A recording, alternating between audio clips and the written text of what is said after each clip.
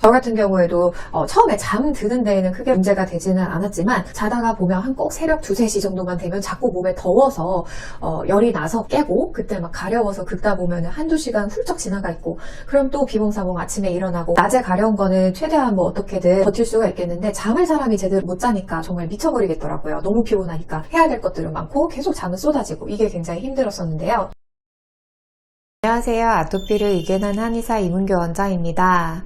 아토피나 습진이 있는 분들은 하루 중에서도 가장 두려운 시간대가 아마 밤, 새벽 이런 때이실 것 같습니다. 조금 이르다 싶으신 분들은 저녁부터를 가장 힘들어 하실 것 같아요. 보통 낮에는 생활을 하다 보면 다른 일을 하다 보면 신경이 다른데 분산되기도 하고 여러 가지 생리적인 특징 때문에도 가려움증이 낮에 그렇게 심하지는 않거든요. 학생들 같은 경우에는 학교 끝나고 집에 와서 학원 끝나고 집에 와서 직장인분들 같은 경우에는 퇴근하고 집에 와서 샤워하고 나서 이때부터 가려움증이 좀 심해진다 이렇게 말씀하시는 분들이 굉장히 많습니다. 이 정도에서 끝나면 다행이지만 정말 심한 분들 같은 경우에는 밤에 가려움증 때문에 지금 잠을 제대로 자본 지가 얼마나 오래됐는지 기억이 안 난다, 제대로 숙면을 취해본 지가 언젠지 기억이 안 난다 이렇게 많이들 말씀을 하시는데요. 오늘은 왜 이렇게 밤에 가려움증이 심해지는지, 그리고 유독 이렇게 잠을 못 잘 정도로 밤에 가려움증이 심해지는 분들이 공통적으로 말씀하시는 신체 증상에 대해서 함께 알아보도록 하겠습니다. 우선 야간에 가려움증이 심해지는 것은 다른 피부 질환, 두드러기나 피부 소양증 이런 데서도 좀 공통적으로 나타나는 현상입니다. 이것은 인간의 그 생리적인 특징에 의해서 그런 것인데요. 염증 물질을 억제하는 데 관여하는 호르몬 분비가 밤에 줄어든다든지 혈류가 그 피부 쪽으로 많이 흐르게 된다든지 하는 등의 변화들이 야간에 나타나기 때문에 가려움증이 밤에 심해지는 경우가 많습니다. 그런데 그렇다고 하더라도 잠을 자는 데까지 많이 방해가 되거나 하지는 않는 경우도 있거든요. 그러니까 자다가 한두 번 정도 무의식적으로 긁다가 깨기는 해도 다시 잠 금방 든다 이렇게 말씀하시는 분들이 계시는 반면에 저는 가려운 것 때문에 밤에 한번 깨면은 다시 잠드는 데는 막 1시간은 걸리는 것 같다 라든지, 아니면은 그 가려움증 때문에 잠을 애초에 들기가 어렵다, 잠 드는 데에 한두 시간이 걸린다 이렇게 말씀하시는 분들도 꽤 계십니다. 이런 분들이 공통적으로 특히나 많이 가려워하시는 부위는 이런 목과 같이 접히는 부위, 이제 베개를 베고 누우면 특히나 목이 접히면서 땀이 잘 차게 되겠죠. 이렇게 습해지는 부위라든지 베개 때문에 이 뒤통수 닿는 이 뒷목, 뒤통수 이런 부위, 아니면은 똑바로 눕는다고 가정을 했을 때 몸과 침대가 닿는 이 등 부위 이런 데가 항상 덥고 많이 가렵다라고 말씀을 하십니다. 그래서 이런 분들이 대체로는 항히스타민제를 밤에 드시고 주무시는 경우들이 많으세요. 이제 2세대 항히스타민제 같은 경우에는 그 혈액내 장벽 통과하는 효과를 최대한 줄였기 때문에 졸음 증상이 없지만 1세대 항히스타민제의 부작용으로서는 이제 졸림 증상이 있거든요.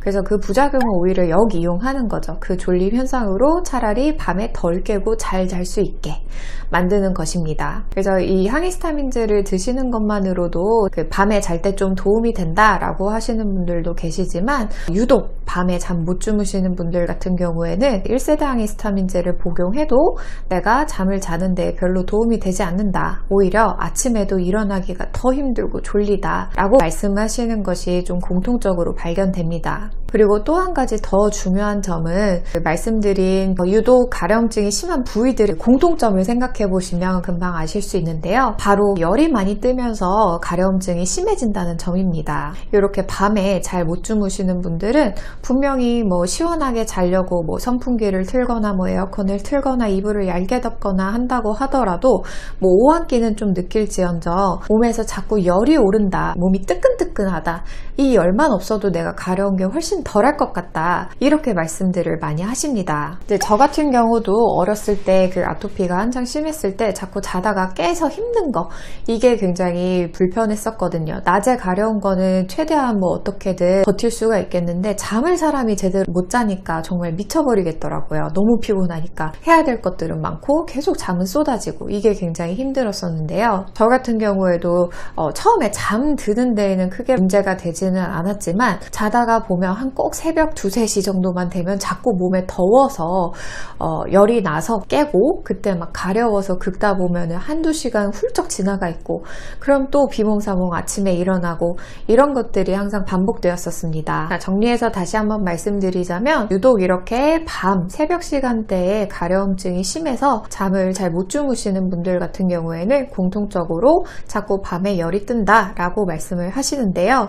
이 열감 같은 경우가 염증을 억제하는 약을 먹거나 아니면 알레르기 반응을 억제하는 약을 먹거나 뭐 연고를 바르거나 이것만으로는 잘 잡히지 않기 때문에 계속해서 아토피나 습진이 잘 안 낫는 경우들이 많습니다. 그렇다면은 밤에 자다가 막 운동을 하는 것도 아닌데도 왜 자꾸 몸에 열이 뜰까? 이 부분을 찾아서 해결을 하는 것이 굉장히 중요할 것입니다. 이런 분들에게서 공통적으로 발견되는 특징 중에 하나는 수면의 질이 아토피나 습진이 심해지기 이후에만 나쁜 것이 아니라 그 이전에도 별로 좋지 않았다는 점입니다. 수면 시간이 부족했든 아니면 수면 패턴이 불규칙했든 아니면은 분명히 충분히 잠을 자고 있는데도 낮에 피로감을 많이 느끼든 이런 형태로 수면과 관련한 불편함을 가지고 있었던 분들이 점점 이것이 누적되면서 아토피나 습진으로 인해서 가려움증이 심해지고 그러다 보니 밤에 더 못 자게 되고 이 악순환을 타게 되는 경우들이 많다는 것입니다. 사실 잠을 자는 행위는 우리가 격렬하게 막 몸을 움직이거나 음식을 섭취하는 것처럼 열 에너지가 들어올 만한 일은 아니잖아요. 그럼에도 불구하고 이 시간대에 자꾸 열이 뜬 경우에는 잠을 제대로 못 잔 것 같은 피로감 이것 때문에 열이 잘 뜨는 경우들이 많습니다. 그러니까 이 아토피나 습진이 심해지면서 이것 때문에 못 자서 피곤한 것뿐만 아니라 이것이 이렇게까지 심해지기 이전부터도 내가 수면 시간이 계속 항상 부족했든 아니면 계속 막 늦게 잤든 아니면 너무 새벽같이 항상 일찍 일어나서 피곤해했든 아니면 분명 한 7, 8시간 자는데 선잠을 자거나 자고 일어나도 너무 피곤해 한다든지 보통은 7, 8시간 정도 자면 피로가 어느 정도 회복이 돼야 되거든요. 근데 그렇지 않고 계속 너무 피로감을 많이 느꼈던 경우에 점점 면역력이 떨어지면서 아토피 습진이 심해지고 그 이후에도 자꾸 밤에 열이 뜨면서 잠을 못 자게 되는 이런 경우들이 많았습니다. 그래서 이런 경우에는 내가 수면을 과연 어떻게 취하고 있었는지 이 부분을 조금 더 자세히 살펴볼 필요가 있고 그 부분과 관련해서 불편한 부분이 있다면 그 부분을 해결해 주어야만 아토피나 습진이 좀 더 개선되고 밤에 조금 더 편하게 주무실 수 있습니다. 다만 잠을 잘 자게 만드는 그런 약을 처방해 드리는 것이 아니라 내가 진짜 수면 시간이 부족해서인 건지 너무 일찍 일어나거나 아니면 너무 늦게 자는 수면 패턴이 굳어져서인 건지 아니면 자도 피곤한 수면 과다증인 건지 이것을 분명히 구분을 해야 되고 이와 관련된 피로감을 해결을 해 주어야 밤에 몸에 열이 뜨지 않는다라고 느낄 수 있게 됩니다. 만약에 지금도 이 영상을 보시는 시간이 밤에 새벽에 잠이 안 와서 아토피 어떻게 하면 나을 수 있을까 하면서 찾아보고 계신 분이라고 한다면 특히나 아토피나 습진이 심해지기 이전부터도 굉장히 피곤해하지는 않았는지를 살펴보시면 좋을 것 같습니다.